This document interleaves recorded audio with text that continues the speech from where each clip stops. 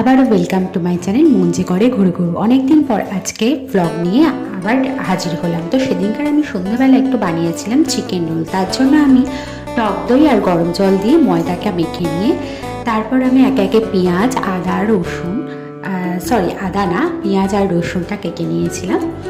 তো তারপর কড়াই সামান্য একটুখানি তেল দিয়ে পেঁয়াজ আর রসুনটাকে ভাজা ভাজা করে তার মধ্যে চিকেনটা দিয়ে দিয়েছিলাম। তো তারপরে আমি চিকেন আর পেঁয়াজ রসুনগুলোকে ভালোভাবে একটু নেড়ে চেড়ে তার মধ্যে সয়া সস চিলি সস এবং টমেটো সস আর একটুখানি নুন দিয়ে কাঁচা লঙ্কা কুচি করে দিয়ে ভালো করে নেড়ে চেড়ে ভেজে নিয়েছি। তারপর স্যালাডটা রেডি করে নিয়েছি, কিন্তু তারপরে ভিডিওটা আর করা হয়নি বিকজ অফ কারেন্ট চলে গেছিলো। তো দেখো বন্ধুরা, এটা হচ্ছে আমার রোলের ফাইনাল লুক। তো কেমন হয়েছে অবশ্যই জানিও, আর দেখা হচ্ছে নেক্সট ভিডিওতে। কেমন হয়েছে জানাতে কিন্তু ভুলো না। ততক্ষণের জন্য বাই বাই।